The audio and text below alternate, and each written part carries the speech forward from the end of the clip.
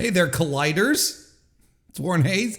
Hello, how are you doing? It's time for the AEW Collision review here on youtube.com/MrWarrenHayes and your favorite podcast application feed.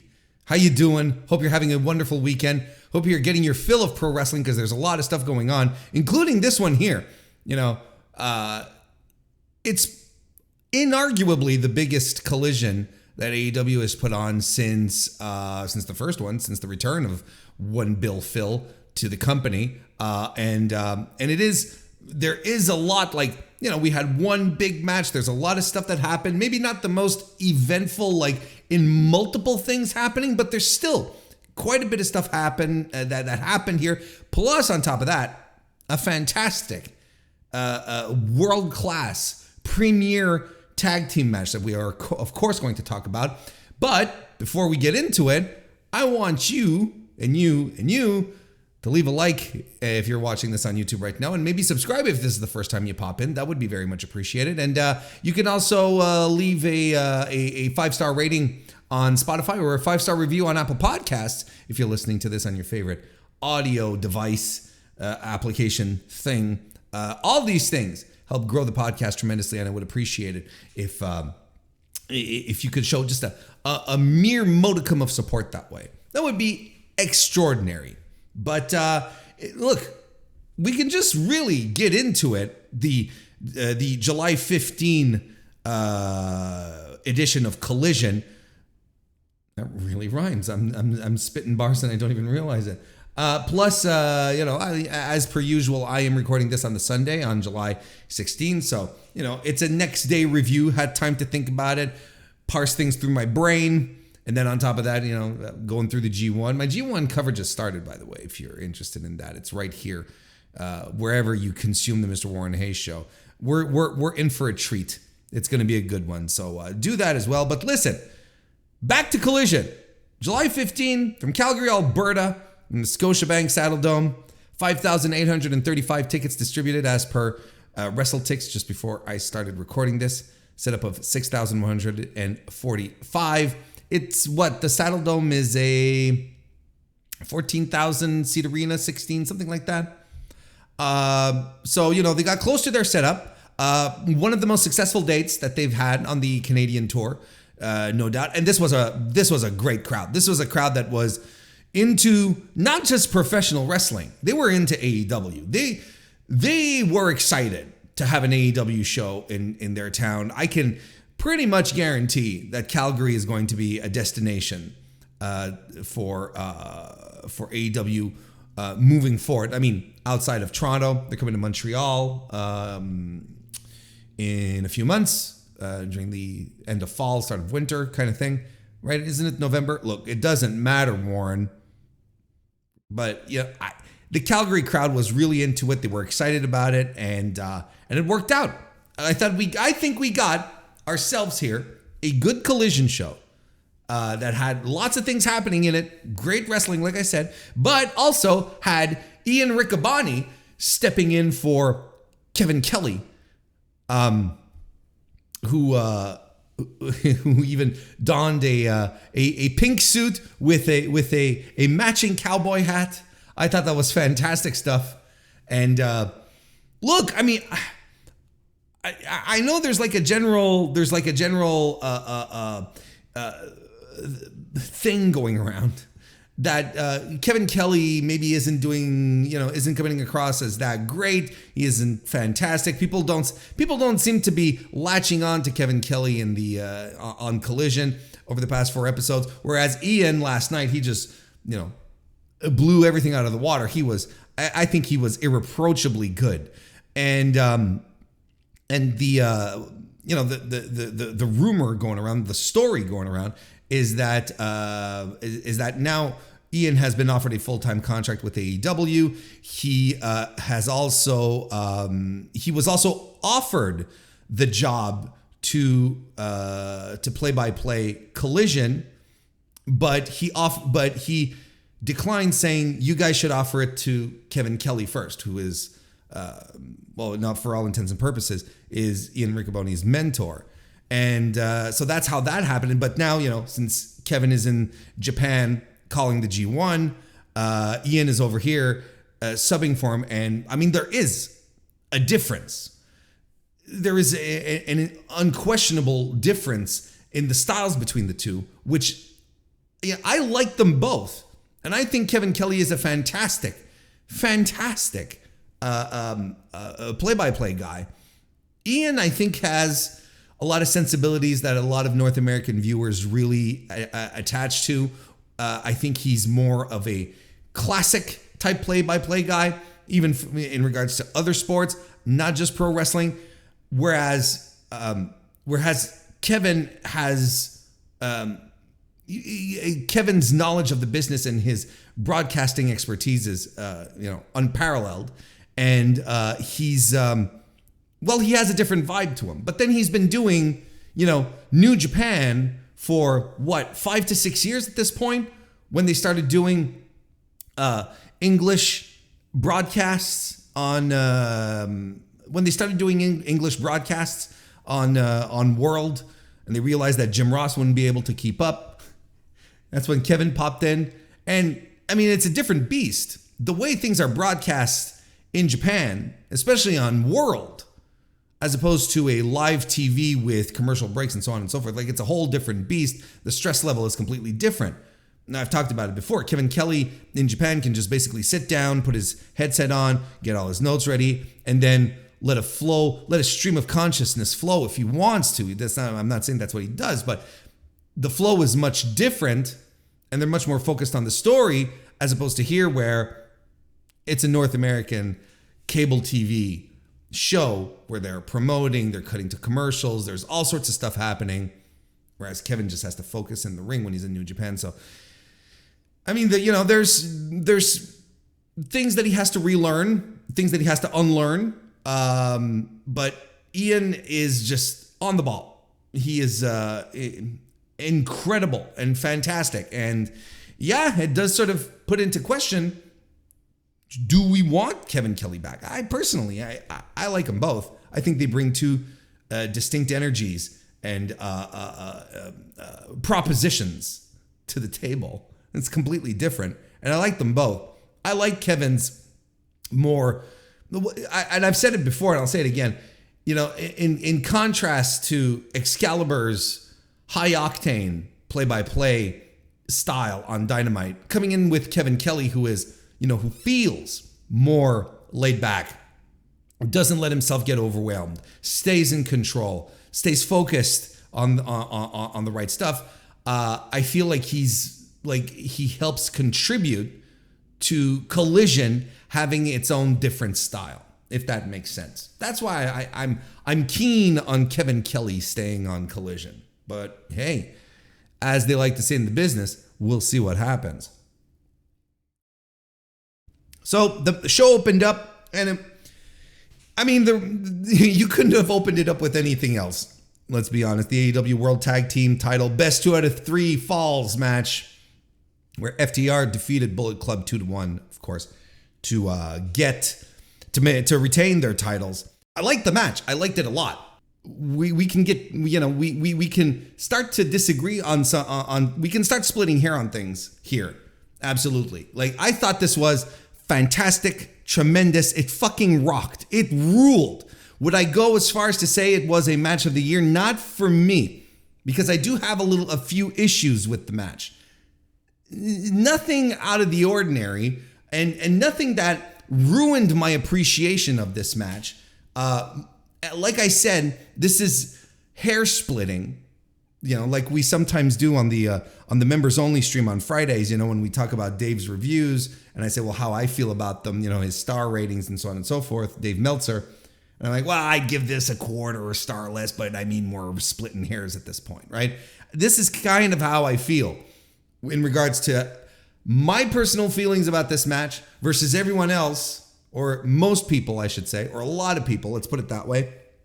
A lot of people who are clamoring on this being one of the greatest matches of all time, one of the greatest tag team matches of all time, one of the, a 5-star match, a match of the year. And I can appreciate and understand. And, there's always a level of subjectivity there. There is, as much as there's objective things that you can say about a match that are observable, that you can say, well, this was good because of that, and it was bad because of this kind of thing. There are things that become personal preference, personal taste. I like to think that I've got a handle on those, which is why I'm not going to sit here and say people who think this was a 5-star match are insane. Like there's WWE fans sometimes will do that with a match that is clearly not a 5-star match, a match of the year, and they're just going to go on and on and on about it. I mean, brother, this ain't it. But look, if anyone adds this to their match of the year, their top 10, their top 5 at the end of the year, you're not going to get, you're not going to get side eyes out of me. That's fine. But for me, personally speaking, this match was tremendous, just absolutely bonkers. I loved every second of this match, but it's not a match of the year for me. Not for me. I'll tell you why. Don't get me wrong. Let's just break this down a little bit. We're gonna, just get into it here. What I liked how this started. I really just, we got the bell pop, and then you get Cash and Juice, who are, they're sort of like the scrappier guys between, like you feel like those are like the scrappier, more hot-headed guys, despite, Dax being, but they get into a shoving match and like, oh, okay, we're getting little mini extra rivalries, a little extra heat, but like just specifically on these two dudes, right? Because then Jay and Dax started off, but then when Juice comes in, Dax is like, no, brother, I want in now. It's okay, I like this. Alpha male machismo shit. This is one of these environments where I can deal with it.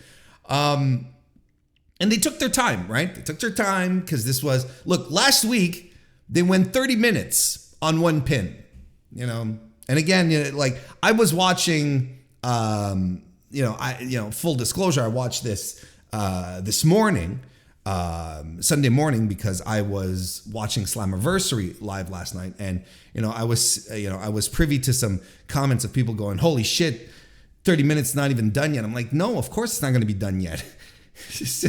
It's last week they went like 28 minutes to get one pin. If they had squeezed in all three within 30 minutes, then I would have been like, okay, now WWE is booking this. Because that's a very WWE thing to do a 2 out of 3 falls match within 20 minutes or shit like that. So, of course, it was going to go long, and it went just short, like just a tad over 58 minutes, right? 58:03 according to Cage Match. And Juice, to start this off, eats shit. He's just getting the tar beat out of him. And early on, listen, we get the first pin is probably my favorite spot of the match. And there were lots of great stuff to get excited about, and there's stuff that I still got it. But the one that I was still thinking of after I was done watching it, it was the first pin. See, Jay whips Dax Harwood into the ropes. Cash does a blind tag on Dax as Dax is bouncing off the ropes.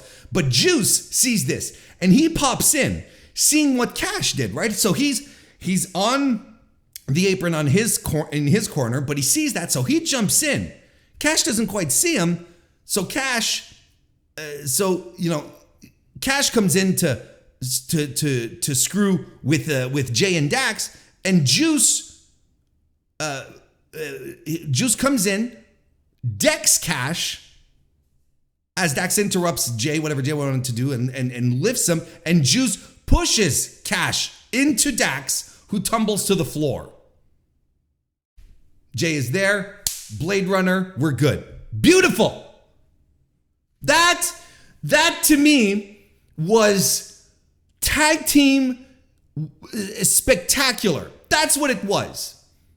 I saw the spot, I saw it happening before my eyes, and I was like, this is extraordinary. Such great psychology. Look, this shows that the blind tags are not always the answer to everything in a tag team match. They're not always the answer to a tag team's woes in a match. They can it's not a wrinkle you see often. In fact, I'm racking my brain to remember when the last time I saw a blind tag worked against the team doing the blind tag. Because usually the blind tag is, this is our way to get an advantage, this is our way to sneak one over the other team, and so on and so forth. But here, it's a wrinkle you really don't see often, if ever.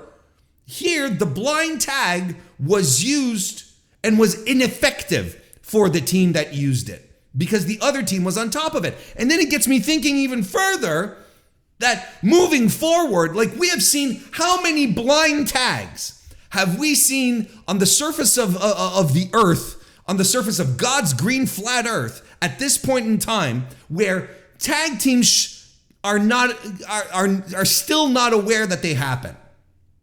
Right? Because they happen every week. Every time there's a tag match, there's at least a blind, most of them anyway. I don't want to say everyone because I don't want to do a blanket statement.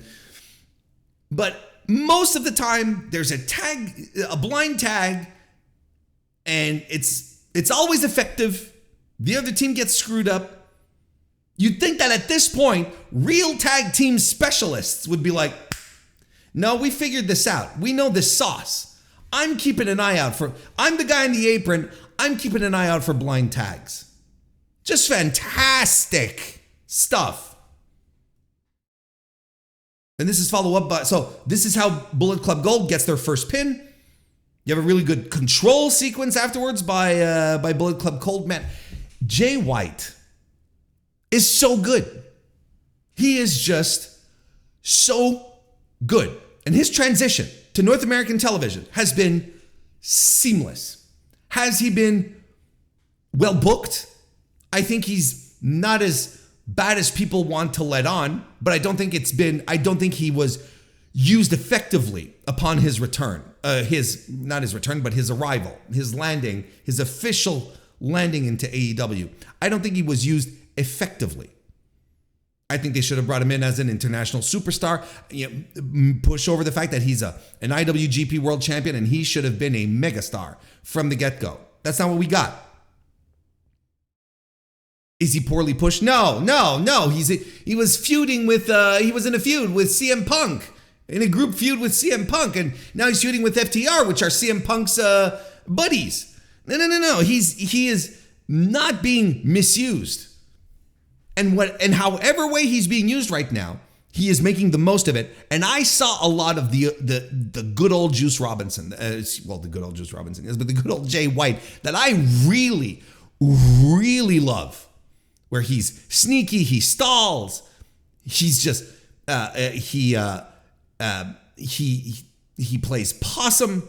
Does you know how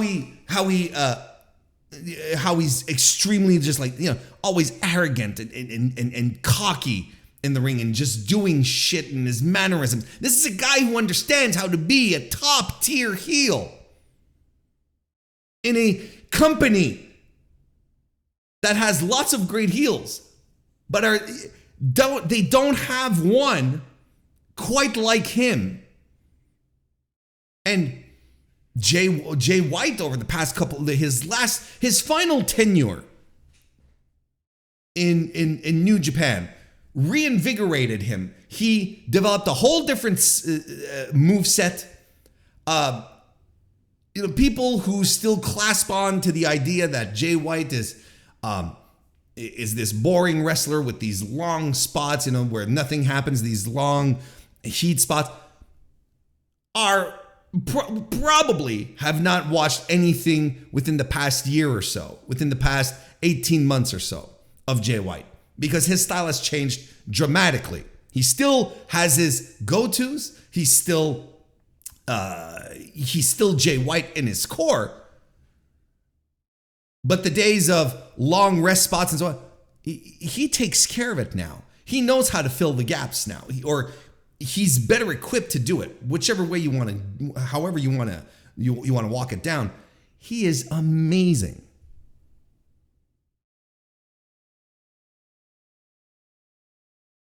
He did a suplex in the corner, a blind suplex in the corner. Hope he got that cleared. There are so many near falls here, like the one after the Redneck Boogie. I think that's what they called it. The Briscoes, the Razor's Edge into the Cutter, the FTR tribute. And the other big spot of the match, which I really liked, was the Powerplex that was thwarted by Jay lifting his knees onto Cash as he was falling on top of him, and Juice landing a body press on Cash immediately after. That was just fantastic stuff. But FTR landed a Shatter Machine shortly after that for their first fall. Now this is where I get quibbly. This is where we can start quibbling. Here's my first quibble. After this spot, Dax and Jay White, they fight to the floor and they tumble over the barricade, right? And then they have doctors come out and stuff. And I'm like, I think I am officially done with fake medical staff checking on the wrestlers' spots. I think I'm done with those. I think we can stow them away. They don't do it for me anymore.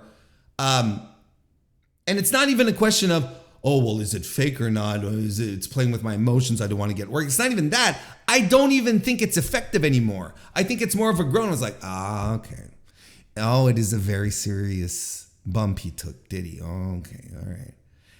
I think we've seen them more than enough. Moratorium. Let's have them disappear for a while and bring them back when they're truly meaningful. Here I don't feel it was meaningful. They tumbled over a barricade. Don't get me wrong. I understand the nature of pro wrestling in that anything can go bad, anything can go wrong on just, the simplest of moves on just, like any given moment. I understand that. So I'm not trying to minimize that these guys could never get hurt tumbling over the barricade. The point being is that since the doctors checking up on them was a work, the bump should have been on the level of as far as drama, as far as perception from a fan. It should have been as high as what the angle required here. Does that make sense? The bump should have been as high, as dramatic as the desire, as the need to bring in the doctors. Here, I think it was a little overblown. And I understand why it was there too. Little rest spot, that was fine. I often like to say, just because I understand something doesn't mean I like it. But I understand all of this.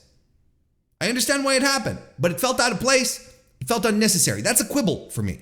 A quibble. Jay White has another fantastic moment where he tunes up the band. He's going to deliver a sweet chin music, right? And the audience just goes, boo. I haven't talked about the audience. This crowd was into this match. During the heat segments, they were doing their due diligence, but Jesus, when this match picked up, at all the moments that this match demanded them to pick up, they picked up and they delivered. This crowd made this match even better. They were really into this. And we'll talk about the crowd making matches better a little later on as well. But Jay White's tuning up the band. The Calgary crowd doesn't want anything to do with this. Shawn Michaels is enemy number one in Calgary. And he locks in a sharpshooter. Not Dax. Not Cash Wheeler. Jay White locks in the first sharpshooter of the match, and that audience doesn't care for that. And that's putting it mildly. And of course, Jay is there. He's milking it. How can you not love Jay White? What a great spot. And then FTR land in double sharpshooters. And then the Bullet Club Gold on top of that. That guy gets a big reaction, of course. And then the Bullet Club Gold, they do the DIY spot where they're holding hands. And I'm like, oh my God. Just a fantastic visual, a great moment. But it leads me to my second quibble for this match.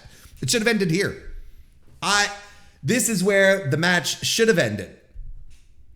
Because I think this is where everything peaked. It was shortly after the Jay White sharpshooter spot. They come back in. Dax, the Bret Hart guy, the hero, the babyface, does the sharpshooter. Oh, that dastardly Juice Robinson comes in to try and take it off of him. to try and save Jay White. Well, Cash is in there and he does one of his own double sharpshooters in the ring. The guys do the DIY spot. FTR see what's happening. They just walk him apart. Or Cash grabs Juice, rolls him out of the ring, and Jay White taps. Or you reverse the roles, you put Juice into Jay White's role and whatever. The point being is that is where I think this match should have ended. And I think I'd probably be higher on it because I didn't really think the final, the finish, was all that great. Thought it was fine. But I was like, the match ends when Dax actually locks in a sharpshooter on Juice, and Juice taps out. I'm like, okay. Fine, fun, cool, but not as effective as the double sharpshooter spot. And I really think that's where it should have ended. And I think that, there was a little overindulgence in this match in that regard. And that's those two quibbles are mostly what's keeping me from really going rah 5-star, rah MOTY. I can't do it. I apologize. Do you forgive me? But I love the match. They got me on a couple of times in a couple of spots. I was sure we were getting new champions at a couple of spots. Convinced. The Powerplex, what are we talking about? They got me completely. I'm sitting there with my hands on top of my head like this. This match ruled. I don't want to give you the impression that I didn't like the match. I'm just trying to, try to mitigate a little bit of the, I think the high reaction, the high praise that this match is getting, which it should get. I'm just explaining to you why maybe I'm not on that level. But I thought this match ruled. This is one of the greatest matches in the history of AEW that we saw on a Saturday night. Well, for me on a Sunday morning, but that we saw on a Saturday night. Bear with me here. For free.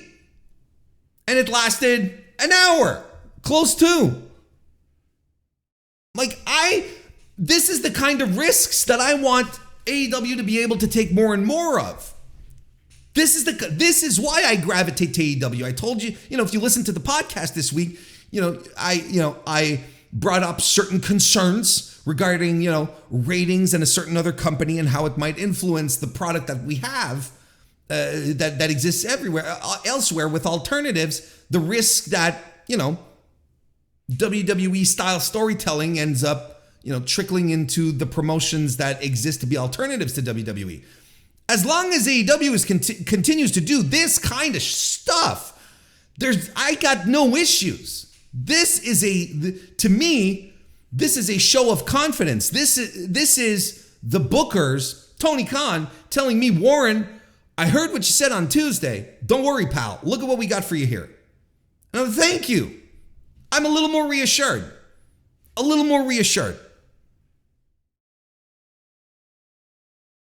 After the match, FTR want to shake hands, but Jay White spits on the ground. Hope he got that cleared.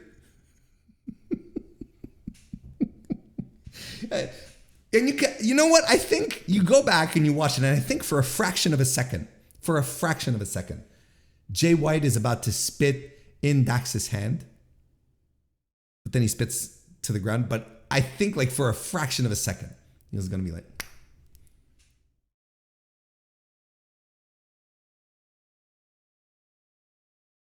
fantastic stuff. Let's move on. Owen Hart Foundation's women's tournament final. Willow Nightingale defeated Ruby Soho. She is your women's Owen Hart Cup winner for the year. I thought that was pretty good. This was pretty good. Nightingale toys with Ruby to start, suplexes and a fisherman's buster. Ruby gets a heat segment. Nightingale lands an Oklahoma Stampede and locks in a single leg crab. Shout out Lance Storm. Ruby does a distraction spot with spray paint, but it backfires on her, and shortly thereafter, Willow Nightingale avoids a pinfall attempt and does the pounce along with the Babe with the power bomb to put Ruby away. Ruby 2-0, 0-2 in the Owen Hart finals. Willow Nightingale getting the nod here. Look, what a great year this has been for Nightingale. I don't know when she was penciled in to win the Owen. I couldn't tell you. Was it before the Mercedes Moné match where she inadvertently unexpectedly, I should say, became the strong women's champion? I mean, this has been a fantastic year for her. Right now, 2023 for Willow Nightingale has been a banner year. Wrestled in Japan, came back. She is in the forefront of AEW's women's division. You can argue there are women who have more screen time, who wrestle more, but she is a fan favorite. She has developed a fan base in AEW. She goes off, has the match with Monet, and turns out that she wins the title. And regardless, like I said previously, regardless of why it happened or in what circumstances she won it. She is the first women's New Japan Strong Women's Champion. And that's hers forever. Regardless of what happened, regardless of the audible, that's hers. And they put that forward on New Japan, on New Japan, yes, but they also put it forward on AEW. Like, this has been a very good year for her. On top of this, getting this nod. And good for her. If there's anyone who's deserving of it, it's Willow Nightingale.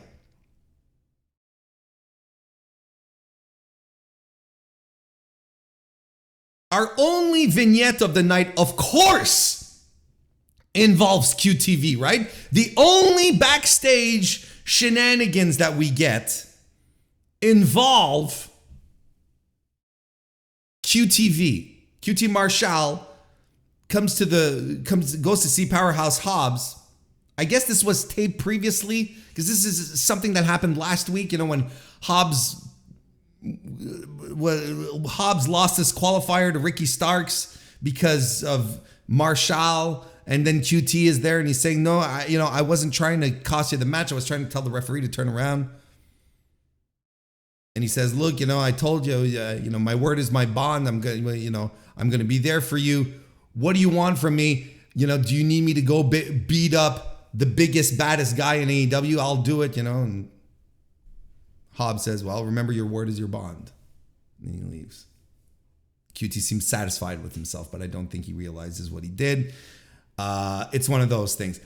Get Hobbs out of this thing as soon as possible, because QTV is poison for this man. It'll be fine for Aaron Solo. It'll be fine for Harley Cameron. It'll be fine for Johnny Nitro, Johnny TV, Johnny whatever. It'll be fine for them. But you want Powerhouse Hobbs as far away from this bullshit as soon as possible. I would have done... I think I say this every review, but I would have just done a hard break and just have Hobbs and QT never share airtime ever again. Never requiring an explanation. It doesn't matter. I don't need it. I just want them separate from each other as soon as possible. Kings of the Black Throne defeated Artemis Spencer and Randy Myers in a squash match. And then after the match, Andrade El Idolo came to the ring. He appeared at the top of the ramp and he was coming to get his mask, but referees interfere. And how does this work? What is the standard here? When do referees come in to keep wrestlers from attacking each other? When do they not? How was this preemptive? Why was this preemptive from the referees here? I don't understand. But they were there and they kept our boy Andrade from getting his mask back. Malachi sits in the ring, taunts him with the mask. And then the main event, the Owen Hart Foundation men's tournament final. Ricky Starks defeated One Bill Phil. Boy, what a mixed reaction our boy Brooks got, didn't he?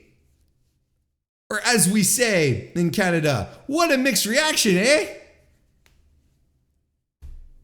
And I wasn't sure. Like, I it sounded pretty vociferous. And I was like, wow, this sounded a lot like what he got in Toronto. I'm just sitting there and I'm listening to this, and the moment that I knew that he was getting more heat than cheers, is when he came out and he had a big grin on his face and he was doing this and he was that. And he wasn't that, because he enjoys that shit. Because CM Punk wants to be a heel in this company. He wants to. But right now, creative is like, oh, let's get this show off on its feet right now. But Calgary, Alberta, Canada, home of Bret Hart, couldn't give a shit about the Bret Hart guy. Overall, I'm not saying that he didn't have his supporters, but clearly the detractors were much more present.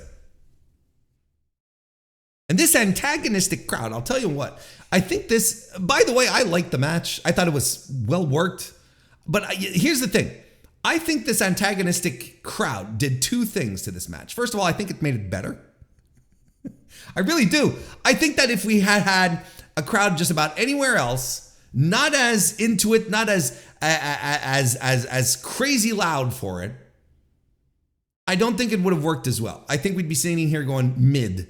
But I think the crowd elevated this match. I think it made it better. But at the same time, I think that the crowd played against the story they were trying to tell in this match, which ultimately is Ricky Starks turning, becoming a heel.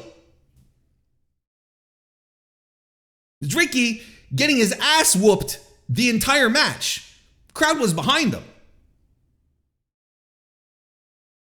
And I really think that not necessarily that CM Punk was supposed to be a heel, but I think the overall message here was CM Punk is outclassing Ricky Starks in this match. Because we got a ton of hope spots, but Ricky can't change shit together. And there's a big reaction when Ricky gets that first spear. Then Punk goes for a Rana. Off the second rope or something. Then he gets rolled up into a pinning package. Then there's some back and forth between the two until Ricky gets the win, rolling up CM Punk and holding on to the ropes. And this is the important thing that I feel was lost here because the crowd was so hot for Ricky and so adamant against Punk. Because if you had the reverses roll, the reverses rolled, the roles reversed.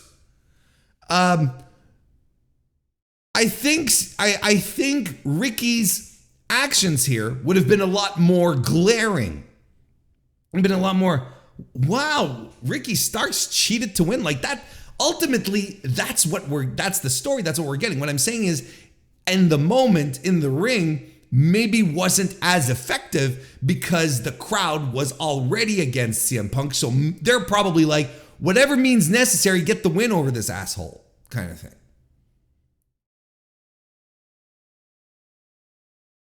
Do you get what I mean? And it's a weird one because, like I said, I feel like the crowd helped make this match better because they were so into this. But I also think the reactions, the overall reactions from the crowd muddied the waters a little bit, and the heel signal that was sent here wasn't quite clear. It'd get clearer, but not in that specific moment. You don't get the idea. It's like, oh, there's a turn that just happened here. So, and look, here's the other thing that we have to point out. We can all sit here and complain about Phil Brooks and, how much time, mind space he takes up and and you know how much CM Punk is, you know, there's CM Punk fatigue and we're done with him, and you know he shouldn't be back and whatnot. I was in a crowd of people that just came completely disjointed when this man walked in. Look at the reactions he got last night. Like whatever you want to think about him is fine. I myself have very clear thoughts, but you cannot take away. And from a purely analytical perspective here, this is one of these observable things that even if your emotions get in the way, you can't really deny. He brings an entire different energy to those shows. People have stances on CM Punk, and they let them know. They let him know. They let AEW know.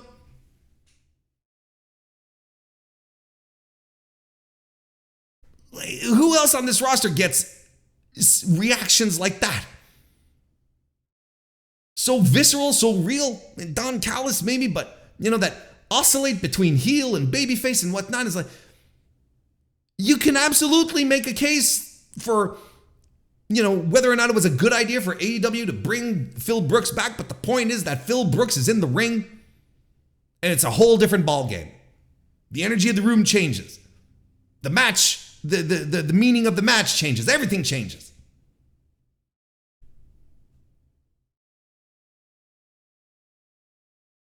Anyway, I enjoyed the match. I didn't think it was great or anything. I thought it was fine. I enjoyed it. I thought it was pretty good. I think it was good because of the crowd.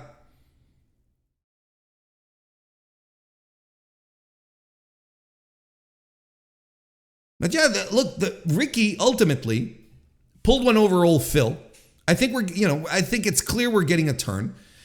The seeds were set last week, right? You remember last week there was a post-match rescue by CMFTR and after a match, and then, you know, Ricky Starks then came out and the guys were like, come on, come in, you know, come join us. And Ricky Starks was like, no. And I think at that point it was fair to guess, like I figured, it was like, oh, well, you know, he has a match with CM Punk this week. Next week, he doesn't want to, you know, there's a professional distance he wants to keep here. And, you know, you can appreciate that. But no, the seed was set. It was set. And, yeah, just came in, stole the win from CM Punk. And then, look, I don't know if you all watched Battle of the Belts after, but, you know, I'm not going to review Battle of the Belts because Battle of the Belts is kind of trash. But you know, just for the tie-in here, because this spills into Battle of the Belts, Ricky celebrating in the ring. He gets out of the ring, walks up, and there's Jushin Thunder Liger. He said that he was on his way to Calgary.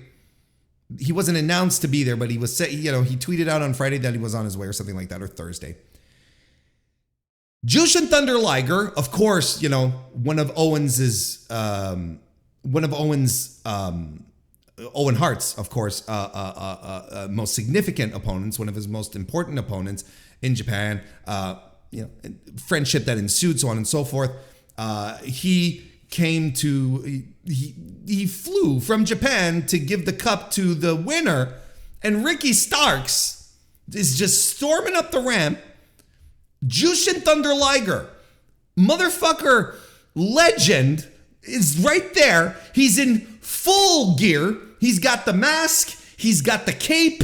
He's got the, you know, the shoulder pads. He's got the whole 9 yards. And he's there, and he's got the cup. And Ricky Starks just stomps past him and yanks it out of his hand. And I am laughing my ass off. That is the funniest thing I have seen in pro wrestling in a while. Jushin Thunder Liger flies in, takes a flight from Japan to the prairies of Canada. He drags his gear, puts it all on, steps out, and Ricky Starks just yanks the cup out of his hand and then cheers at the top of the ramp and then walks away. Well, Liger's like, all right, thank you. And he bows and he leaves. I could not have, that was some brilliant story right there. And you can, so Ricky is a heel. He's gonna be a heel, and you can see what direction this is gonna go. But not even acknowledging Hall of Famer Jushin Thunder Liger and just yoinking the cup out of his hand. It's just brilliant stuff.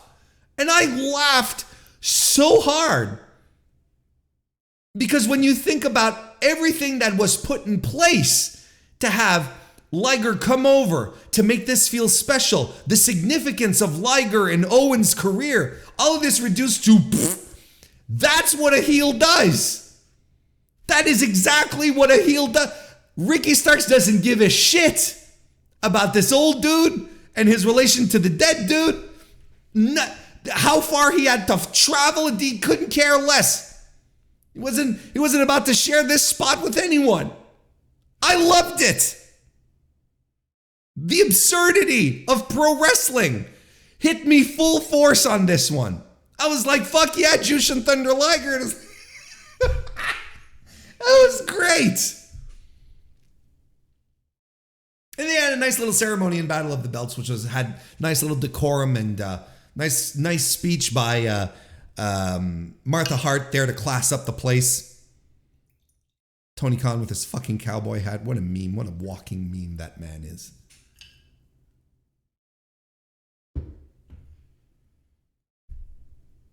That's Collision. Battle of the Belts. Look, listen. Here's the thing. I'm probably gonna talk about it on the podcast as well, but I might as well here, since I touched on it and and I said because it's kind of trash. It is kind of trash. Battle of the Belts is absolutely kind of trash. When is the last time? Look, when this started, I was excited because I was like, yes, the supercards are back, right? Because this was all in the, when they were starting this like last year and there were rumblings about it previous, I was like, let's go bring the supercards back. Not quite a pay-per-view, but a supercard, right? Because, AEW had started doing this with Dynamites, giving them, special names and whatnot. And even NXT had gotten into it. And I was like, and this is shit that, it's silly, basic stuff, but it makes things feel important. And I was like, let's go. Quarterly supercards. I'm excited for it. And they have been, I believe, consistently worse as they've been progressing. The more Battle of the Belts we've had, the worse they've been. I think the matches are slapdash. There's no thought put into it. Do you know the last time? Do you know when is the last time a title change happened on that show? It was Sammy Guevara and Scorpio Sky on Battle of the Belts 2, which was in April of 2022. And the last really great match that we got there, a match that you're like, okay, you have to tune in and you have to watch this, was Claudio Castagnoli versus Konosuke Takeshita at Battle of the Belts 3, which was last year. We are up to 7 now. What is it now? Yeah, 7. That show last night stunk. Nothing of value happens on the show. Nothing happens, period, on the show. And I'm not just talking title matches. Nothing progresses, no angles, there's nothing. It is legitimately an extra hour of Rampage that happens every quarter. It's not for me. If this is for you, if you watch Battle of the Belts and you're into it and you love it, I'm like, all right, cool, good for you. But I am not shitting around when I tell you that I think Battle of the Belts is dismal. I thought last night's show was probably the worst, and we didn't even get to see most of it. What is this, GCW?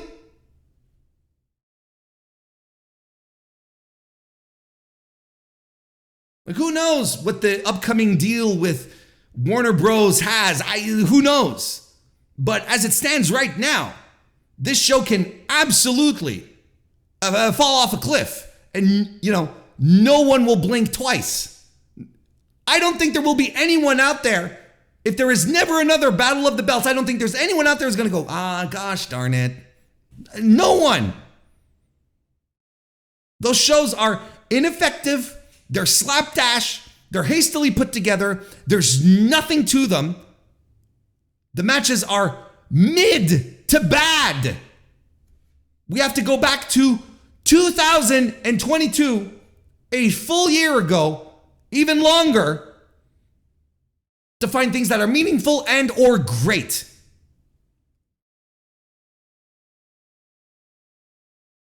We're going to end it on that note. I like Collision. I like the main event. I, of course, loved the opener. But what was in between was fine. It's okay. You've been dominated by a 1 hour tag team match. What do you want? Who's going to follow that? It's fine. But yeah, no, I enjoyed it overall. Again, Collision, very different than Dynamite, and I hope we continue down that path. And I hope you continue down the path of Mr. Warren Hayes being in your life. Subscribe to the channel, join me, follow me on your podcast applications, and don't forget, G1 coverage is going on right now, so it's a good time to subscribe if you want to get my daily thoughts, reviews, and recaps on what's going on in New Japan Pro Wrestling's big annual tournament. Go right ahead.